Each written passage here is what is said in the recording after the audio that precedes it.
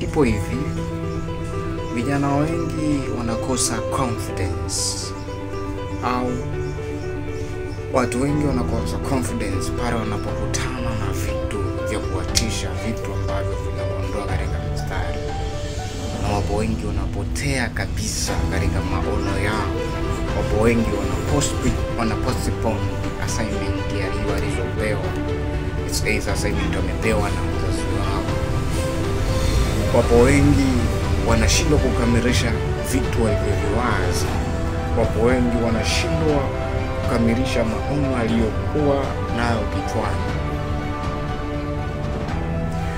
Okay, leo nipo na somo moja ambalo ni muhimu zaidi endapo kinifuatisha.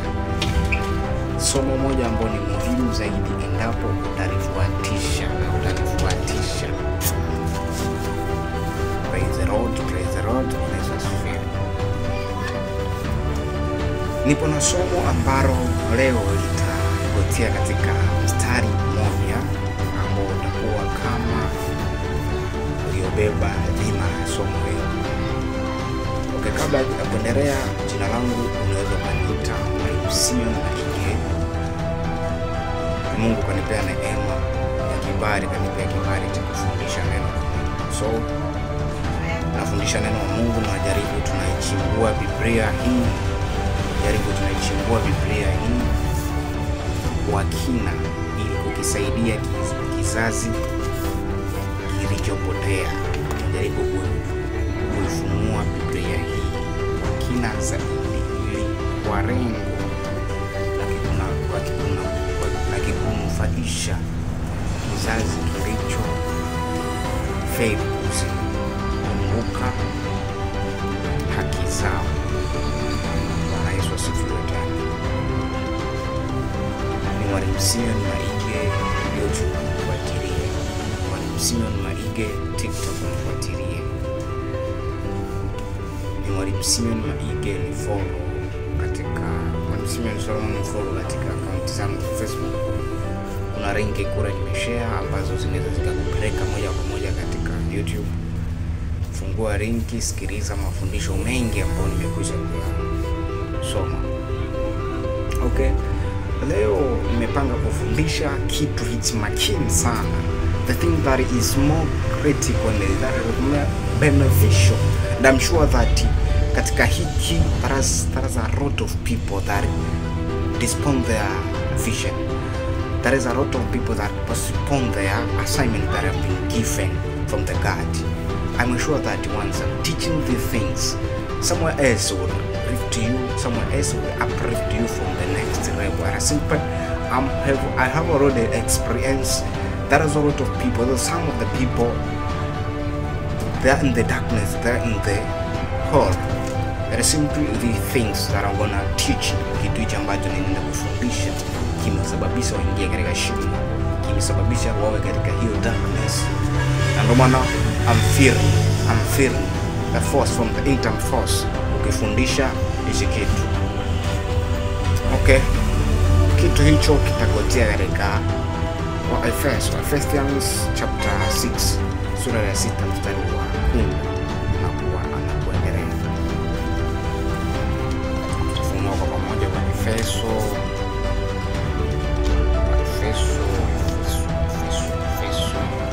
sura ya 6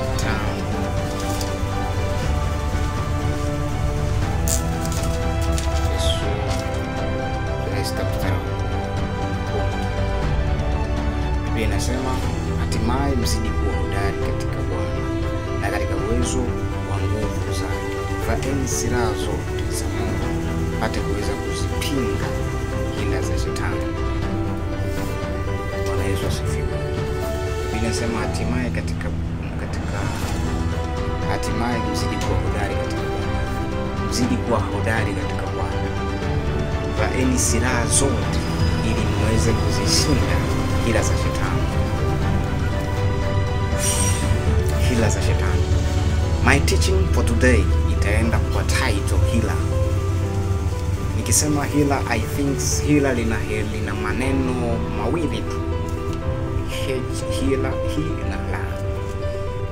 Neno hila unaweza kulichukulia ni kitu kidogo, bali katika ulimwengu wa roho na kimwili lina effect kubwa katika ulimwengu wa kiroho, effect zaidi katika ulimwengu wa kimwili. Ndipo nimeanza kwa kusema I rule more the people, most of the girls, most of men. They postpone their vision, they postpone their way of life, wanapoteza, wanaenda mbali na maono yao. Hila ndio inasababisha mtu apostpone vision yake. Nitaanza kukudua maana ya hila. Nikisema hila nina maana fupi. Kwa neno fupi, hila maana yake ni kitisho. Hila maana yake ni kitisho. Hila au unaweza kusema kwamba ni ule ujanja ambao anautumia mtu fulani, au ni ule ujanja ambao anatumia mvumilizi kwa lengo tu la kumfanya mjoli wa Bwana, kumfanya mtu wa Mungu postpone vision yake, kuhairisha kitu alichokuwa amekwisha kukihifadhi ndani ya moyo wake. So hila inatemiwa kama kitisho, inakuja kwa kukutisha kwa lengo tu uhairishe maono ambayo umepewa na Mwenyezi Mungu. Ndio maana nikasikia msukumo zaidi, kwa sababu I have already experienced, experience situation kama hiyo. So what I'm teaching, I know it. All of these things I'm teaching, I know. It possess more effect. Ina possess effect kubwa katika ulimwengu wa kiroho, and the more effect zaidi katika ulimwengu wa kimwili. I get it, umenielewa?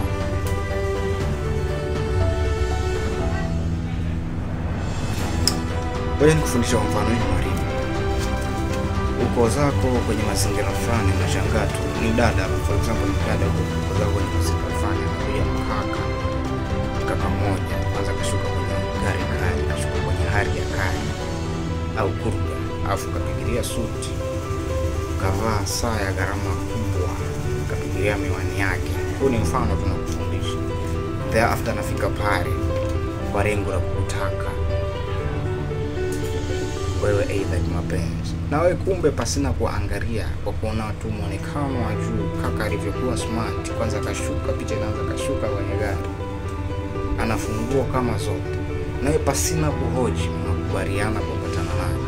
Lakini kumbe ukimchimba kwa ndani zaidi, vile vitu alivyokuwa navyo viazima.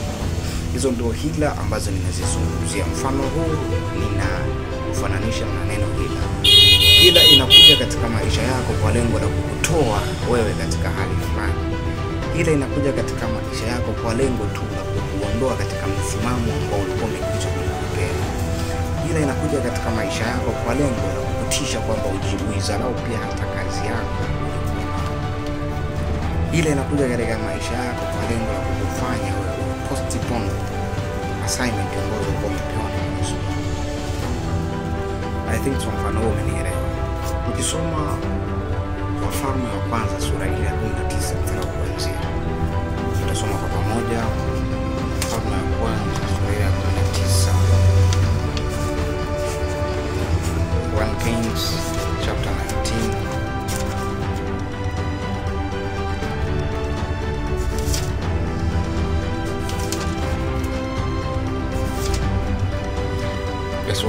Biblia inasema basi Ahabu akamwambia Yezebeli habari ya mambo yote aliyofanya Elia na jinsi alivyowaua manabii wote kwa upanga.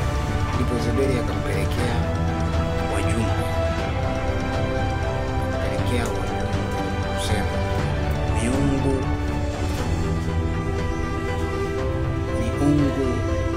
wanifanyie hivyo na kuzidi, nisipofanya roho yako kesho panapo wakati huu kama roho ya mmoja wa hao. Naye alipoona hayo, roho akaenda ahifadhi roho yake. Sasa tukaishia hapo. Biblia inasema kwamba ukifuatilia vizuri katika ile Wafalme wa kwanza sura ya 17, tunasikia msema kuhusu nabii Elia. Tunaona Elia alikuwa ni mmoja wa watumishi wa Mungu ambao alikuwa ni mteule wa Mungu, ambao alikuwa ameagizwa nenda katika sehemu fulani kwa sababu watu wamejisahau. Huyu alikuwa ni mtume au nabii, alikuwa wametumwa na Mungu kwa manenda sehemu fulani, kwa sababu kuna watu wamemsahau Mungu wa kweli. Go and teach them, go and preach them, ili waigeukie njia iliyo sahihi. Sasa ukisoma 1 Kings 17 inaonyesha hivyo. Sasa Elia akaenda mahara pale akafanya tukio zito. Ndio iko hivi, kuna watumishi wa Mungu, kuna wewe kijana umewahi kuagizwa na Mungu kwamba nenda katika jamii ile ukaondoe mizizi ambayo imekwisha kuwekwa na kuzimu. Ukaenda pale ukafanya vitu vikubwa, ukatikisa na kutetemesha, ukaomba sana, ukahangaisha mapepo wote wakakurespect. So ndivyo ilivyokuwa kwa Nabii Elia. Nabii Elia akaenda katika nchi ile akafanya mambo makubwa, akaua manabii yapata 1000, akawaua akateketea. Sasa inakuja changamoto pale hila zinapoanza kuja. Ndio maana nikaua sana nikufundishe andiko. Ile inakuja inakutisha. Changamoto ianzia pale katika Wafalme wa kwanza 19 mstari wa 1. So neno hila ndio maana nilifundisha, kwa sababu ndio lina effect kubwa katika maisha na utumishi wako, lina effect kubwa katika maisha na mazingira yako, lina effect kubwa, lina madhara makubwa katika maisha na wewe na Mungu uliyemchagua.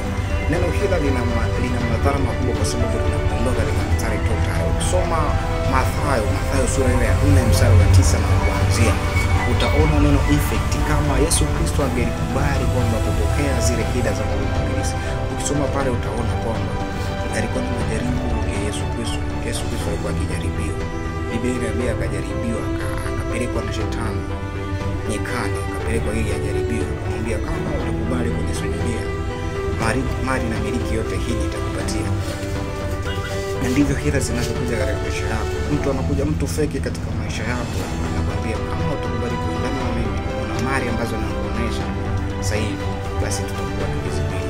Lakini kumbe ukichimba kwa undani zaidi, zile mali ambazo maskini zile mali anazokuonesha sio hata za kwako. Na ndivyo ilivyokuwa kwa Yesu Kristo. Yesu Kristo anaambia kwamba akikubali kumsujudia shetani, kwamba shetani atampa miliki yote. Ona sasa shetani ilikuwa mpuuzi. Anamwambia kwamba nisujudie, nitakupa miliki yote. Na ndivyo watu wengi wanapotea, kwa sababu they do concentrate katika yale ambao wanaona katika taswira zao. They do not find a time chunguza, je, anaolesia ndani yake. Hasa tunaona kwamba kama shetani kweli, kama kweli Yesu Kristo angemsujudia, je, shetani angempatia hizo mali na huko hana kitu duniani? So hila zipo kwa lengo la kukutoa wewe katika ile mission ambayo Mungu amekupea. Mungu alimpa mission moja Yesu Kristo, akamwambia nenda waokoe wanadamu kwa sababu umenikosea. So ndio maana alipokutana na hila za shetani alikuwa makini. Alipokutana na hila za shetani, kile kitisho shetani anamtishia kwamba nisujudie nitakupea mali. Kile kitisho Yesu Kristo akasema kwenda za una lolote, kwa sababu alijua anajipanga dhidi ya hiyo hila kweli. So hila inakuja kukutisha na kukuondoa katika ile mission ambayo Mwenyezi Mungu ameingiza katika maisha yako. My friend, I'm teaching this subject. I know kwamba lina effect kubwa katika maisha na Mungu wako uliochagua. Lina effect kubwa katika maisha ya kiroho. So don't postpone your vision. Postpone your vision, jua kwamba hila zimeattack maisha yako na uko katika hali tete. Sasa tuje tuone, baada ya kuona maana fupi ya hila, tuje tuone the main effects, madhara makubwa yatokanayo na hila. Madhara makubwa yatokanayo na hila yanaelezea kama ifuatavyo. Kwanza, hila itakufanya imani yako kupunguza. Imani ambayo uliamini kwa Mungu itakufanya kupunguza. Hila itakufanya upostpone assignment ambazo ulizopewa na Mwenyezi Mungu, uhairishe kazi au mission Mungu aliyokupea. Hila itakufanya uishi kwa kutokujiamini. Hila itakufanya upunguze viwango vya kuamini Mwenyezi Mungu. My friend, don't fear. Don't postpone your vision kwa sababu tu hila za shetani zimekuja, kwa sababu tunaona vitisho. Tunaona Nabii Elia baada ya kutishiwa na Malkia Yezebeli. Kumbuka Malkia Yezebeli alikuwa mmoja wa agent ambao shetani alikuwa akimtumia kwa lengo tu la kuimbisha Nabii Elia. Kuna kile kitendo alichokifanya Elia kuwaua manabii 1000 kilimchukiza kumchukiza sana, vikali sana Malkia Yezebeli. And thereafter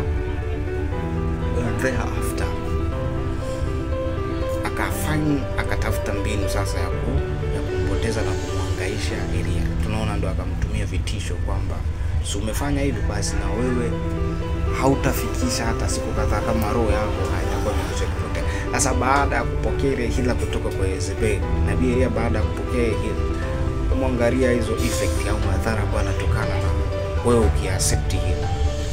Tunaona nabii Elia akaogopa na akakimbia. Sasa nilikuwa nataka nikufundishe nini? Matokeo ya hila yanakufanya wewe kushuka viwango. Matokeo yake yanakufanya ushuke viwango na pia usahau mambo mengi ambayo ulikwisha kuyafanya. Hila inakufanya usahau mambo mengi ulikwisha kuyafanya. Tunaona Elia akasahau mission nzito aliyokwisha kuikamilisha hapo usiku zilizopita. Tunaona Elia akasahau totally kabisa. Akasahau yeye ndio alishusha moto mpaka ukateketeza ile sadaka kuteketeza. Akasahau mambo makubwa aliyofanyia wale manabii wa uongo elfu. So hila inakufanya usahau mission kubwa ulizozifanya siku nyuma zilizoisha. Hila inakufanya wewe usahau kama uliondoa pepo ambayo ilishindwa kuondolewa na wengine. Hila inakufanya usiwe na confidence. Hila inakufanya kupotezea confidence katika biashara, kukufanya usahau kwamba mimi mwaka fulani niliwahi kupiga biashara kubwa na nikatoboa sana. Hila zinakuja katika maisha yako kwa lengo la kukupoteza moja kwa moja. Ndio matokeo ya hila, kupoteza moja kwa moja katika mstari. Hila zinalenga wewe ufe maskini. Hila zinalenga ufe katika eneo la sura yako. I think many part. Hayo ni matokeo ya hila. Na ndio maana Mungu anatufundisha hatimaye msidi kuwa hodari. Kwa sababu anaposema tuzidi kuwa hodari na tuzivae silaha zote, you know that the effect ambayo inatokana na hila. Our God loves us. Ndio maana akamtuma Yesu Kristo. Soma John chapter 6 sura ile ya. Ukisoma Yohana utaelewa. Mungu anatupenda sisi na hapendi maisha tunayokaa, kwa sababu alituumba kwa mfano wake. Na ndio maana anatuagizia Yesu Kristo aje atukumbushe, aje atukomboe. Na ndio maana always anazidi kutufundisha kwamba tuzivae silaha, kwa sababu anajua endapo mwanadamu ukikamatwa na hila za shetani utapotea moja kwa moja.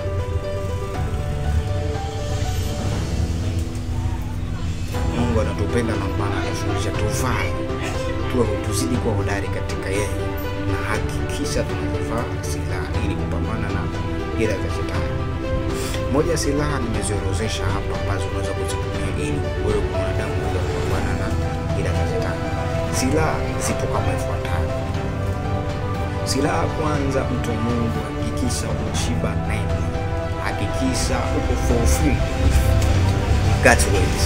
Umeshiba neno.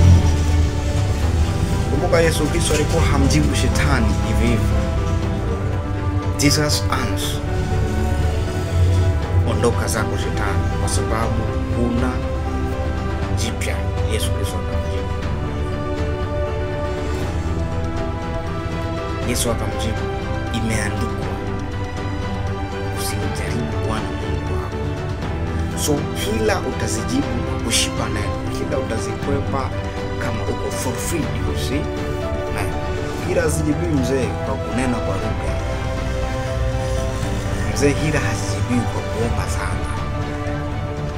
Kitu cha kwanza uwe fulfilled, God's word.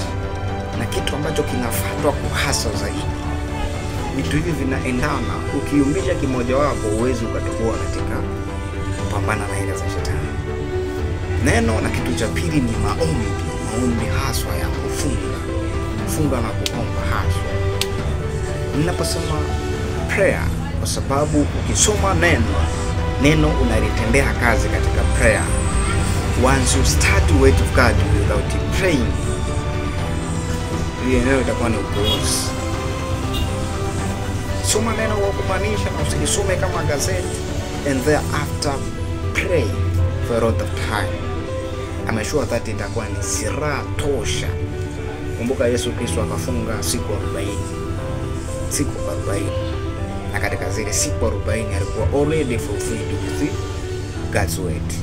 Na ndio maana shetani hakumshinda kwa lolote lile.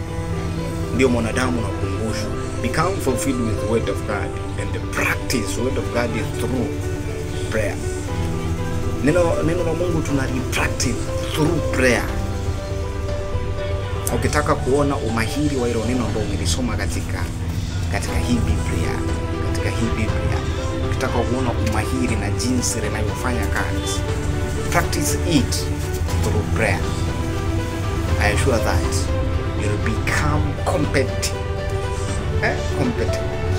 Utakuwa competent. Utakuwa fulfilled, utakuwa umeshibishwa haswa. And thereafter environment yoyote.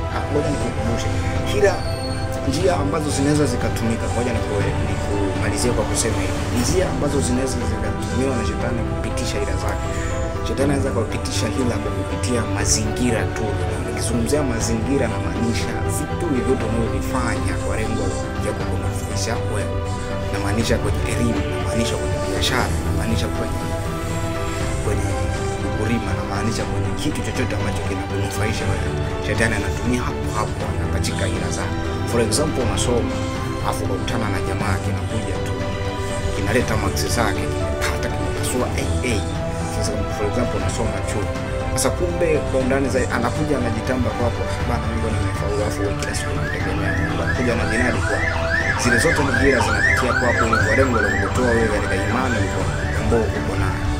Kila inapitia katika biashara. Anakuja jamaa mmoja anafanya biashara the same to you, anakuambia bana acha hiyo imani kwa sababu wewe naona biashara yako haiendelee.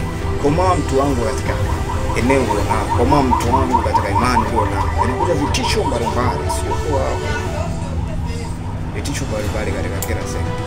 So be aware and stay hydrated. Ulikuwa na Mwalimu Simeon YouTube. Fuatilia YouTube hapo, subscribe, like, na andika pale comment. Nikisema kwenye comment andika pale, unaweza kuweka swali lako, ukaniuliza swali tu lolote. Nini cha kufanya? Weka maoni pale. Kama umependa somo andika nimelipenda na nimelipokea. Kama limezaa matunda weka namba yako ya simu au nitafute kwa nambari 0763333898 0763333898 au 0712633049. Kama umelipenda na limeleta matokeo makubwa kwenye maisha yako, nitafute katika namba hizo. Stay hydrated.